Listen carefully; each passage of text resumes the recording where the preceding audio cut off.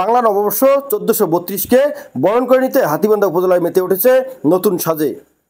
দীর্ঘ 17 বছর পর এবার হাতীবান্ধা উপজেলা প্রশাসনের আয়োজনে ভিন্নভাবে পালিত হতে যাচ্ছে 7 দিনব্যাপী বৈশাখী মেলা। 7 দিনব্যাপী এই মেলা অনুষ্ঠিত হতে যাচ্ছে উপজেলা চত্বরের ভিতরে। আর এই বৈশাখী মেলাকে ভিন্ন রূপে সাজাতে সহযোগিতা করছেন উপজেলার সাধারণ শিক্ষার্থীরা। রঙে রঙে রঙিন করছেন বিভিন্ন রাস্তাঘাট। এই বৈশাখী মেলা সহযোগিতা করছেন সাংবাদিক, রাজনৈতিক দল, বৈষম্য বিরোধী ছাত্র সহ বিভিন্ন ব্যবসায়ীরা। এ সময় উপজেলা চত্বর সাজাতে গিয়ে শিক্ষার্থীরা জানান, আলপনা না থাকলে পয়লা বৈশাখ মনে হয় না। তো এটাই হচ্ছে আমাদের উপজেলার একটা সেন্ট্রাল পয়েন্ট। তো এখানে র্যালিতে যারা আসলে একটা পয়লা বৈশাখের ভাব জমে আসে, কিন্তু যখন দেখা যায় যে কোনো আলপনা পাচ্ছি না, বাঙালির একটা ঐতিহ্য মিসিং, তা তো হয় না। আর অনেকদিন পর একটা দল নিয়ে যখন এটা করতেছি, আমার তো মনে হচ্ছে আজকে থেকে পয়লা বৈশাখ শুরু হয়ে গেছে।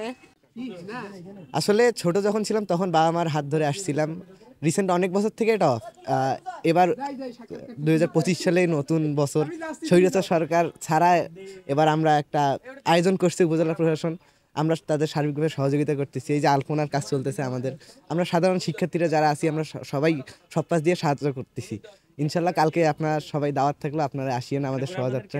আমি যখন ছোট ছিলাম, অনেক আগের কথা, তারপরে এইভাবে উদযাপন এই জায়গা হয়নি। তো আমরা সবাই সাধারণ শিক্ষার্থীরা মিলে আমরা আমাদের উপজেলাকে সুন্দরভাবে সাজানোর জন্য বিভিন্ন উদ্যোগ গ্রহণ করেছি।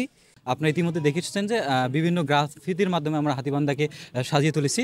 সেই প্রেক্ষিতে আপনারা জানেন যে আমাদের হাতীবান্ধায় যে একটা বৈশাখী মেলা ঐতিহ্যবাহীভাবে পালন করা হতো, এটা বেশ কিছুদিন ধরে অফ আছে। বেশ কিছুদিন ধরে বলবো কি, বেশ কিছু বছর ধরে এটা অফ আছে। আমরা যেহেতু একটা ফেসিবাদ মুক্ত বাংলাদেশ পেয়েছি, সেক্ষেত্রে আমাদের সাধারণ শিক্ষার্থী, উপজেলা প্রশাসন এবং বিভিন্ন রাজনৈতিক ব্যক্তির বর্গের সমন্বয়ে আমরা চাচ্ছি যে হাতীবান্ধায় সেটা আবারও ফিরিয়ে আনবো, সেই ঐতিহ্যবাহী বৈশাখী মেলা আবার ফিরিয়ে আনবো। সেক্ষেত্রে আমরা সাধারণ শিক্ষার্থীরা আমাদের বিনা পারিশ্রমিকে যে কাজ করা যায় সেটা আমরা তুলে ধরার জন্য আমরা সাধারণ শিক্ষার্থীরা কাজ করে যাচ্ছি। আমরা আলপনা আর্ট করতেছি। এটা আলপনা কিন্তু আমাদের বাঙালিদের একটা ঐতিহ্য। এটা মাঝখানে অনেকগুলো বছর এটা কোথাও করা হয়নি। এবার অনেক দিন পর আমরা আমাদের সেই পুরনো ঐতিহ্যটাকে তুলে ধরতেছি। এটা অনেক ভালো লাগতেছে। পাশাপাশি আমরা এখানে সাধারণ ছাত্ররা মিলে আমরা নিজেদের উদ্যোগেই এটা করতেছি। এটা আরও বেশি ভালো লাগার একটা বিষয়। M A Rahim, news channel 24, news desk.